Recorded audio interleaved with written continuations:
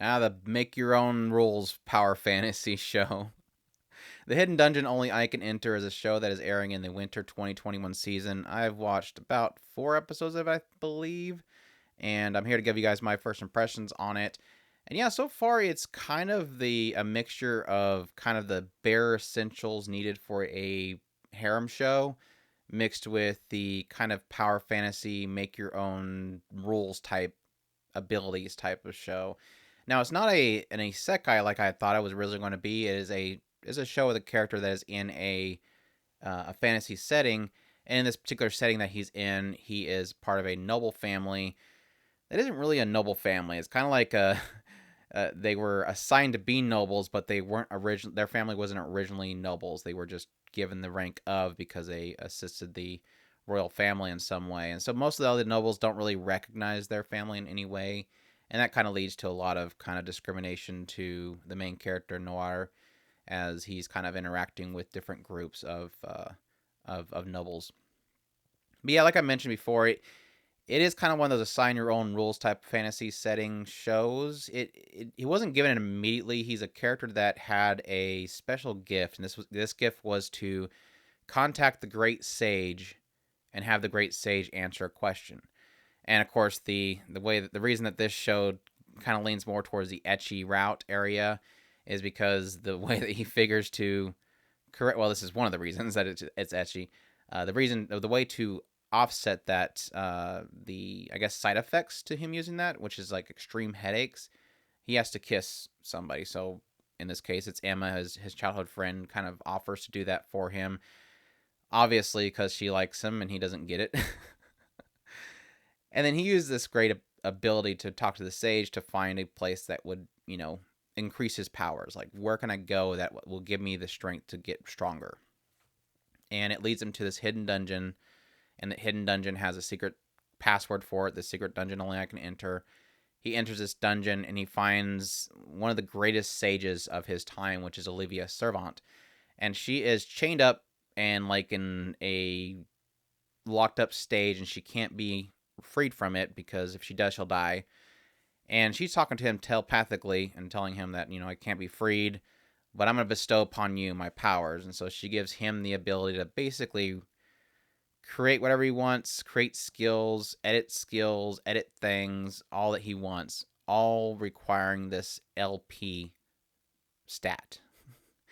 And this LP power, like it's like an almost mana power, depletes whenever he spends it to edit things, edit skills, and he has to regenerate it by, they say, either doing like lustful things, eating, or getting riches. But of course, being an ecchi show, most of it's just him doing things with different girls and getting that figure that way, or mostly just his childhood friend who's pretty open to do that kind of stuff with him, even though neither one of them want to admit it for some reason. But yeah, so far it's been a pretty solid show, even though I kind of made my jokes early on about how it's kind of by the book harem elements definitely are there. They hit on the same kind of ideas of, all these girls want him and each of them fight over him and he's trying to stop it and that kind of stuff. But mixed in there is kind of the fun element of how he overcomes things. But the one thing I will give it credit for, even though it is the kind of write your own rules type of main character power ability, is that it at least runs into those pitfalls of I can't just fix this by doing this, and so he has to figure out another way of doing it. And granted, the other way of doing it is literally just doing the original thing he wanted to do, but slightly different. But it is still fun in that regard. And I honestly was the only thing that I was really kind of annoyed by this show so far was that the by the books harem stuff does get a little old. I mean, I've they're tried and true formulas for sure, and they're things that I was things that I was kind of at this moment kind of going, oh gosh, please, just get let's get some other stuff. I really do like the inclusion of Luna, and I think once they added Luna to the show, and I did like Lola as well. I think Lola is a lot of fun. A lot of my enjoyment is kind of the characters so far, and not really so much Noir. He's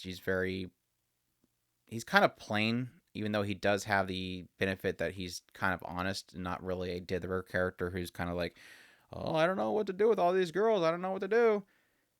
I do like some of the chemistry in the show so far. When they included Luna to the show, I did get a good boost in my enjoyment of the show. She is kind of she's a dork. She's an absolute dork.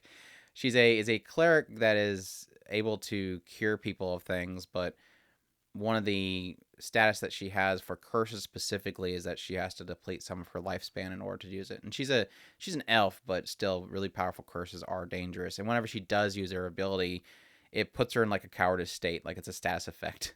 And it's a lot of fun. But no, I think the shining point of the show so far has been Olivia. And it sucks to say that because she's chained up in a dungeon somewhere. But whenever she is on the show, like he goes to visit her or whatever, or, ask her questions or seek more knowledge from her, she's an absolute joy on the scene. She's just way too funny. She's brutally honest. She's kind of, openly perverted in some ways. She's just a lot of fun. And I've really enjoyed her on the scene. And she has a great seiyuu that works. And I forget what her name was, but her seiyuu is fantastic. She fits the role perfectly. All that stuff is working out great for the show. So the only really big problem with the show so far, I would say, is it doesn't look that great, and it's passable. I mean, they're doing a job to make it actually work. They're not using CGI on big monsters like other shows would, and the action scenes still have fluidity to them. But it is kind of, it seems like they're struggling to keep things together in certain scenes. Characters just look kind of wonky at times. But like I said, they're keeping it together at least. So it is a moving show. It is animated, just not as much as I would really hope for, especially for a show that's a harem. Typically with the harems, you want the characters to look good most of the time. But yeah, it's just a kind of a, I would say it is kind of, like I said before, it is a mixture of the power fantasy, set your own rules, mixed with harem, mixed with ecchi, and it is proving to be an entertaining show overall. Like I said before, a lot of my enjoyment for the most part has been coming from Olivia, and I think this later episode I've been enjoying Lola and Luna. I think they're gonna be fantastic for the show going forward. I'm curious to see how they'll handle with the issue with Maria. So yeah, overall, good series so far. Definitely check it out if any of this stuff sounded interesting to you. Again, the Hidden Dungeon, only I can enter. It's on Crunchyroll, actually. I think it's the first show that I'm talking about on here. That's Crunchyroll. And as always, if you guys enjoy this video, definitely leave us a like, subscribe if you can, and you all take care.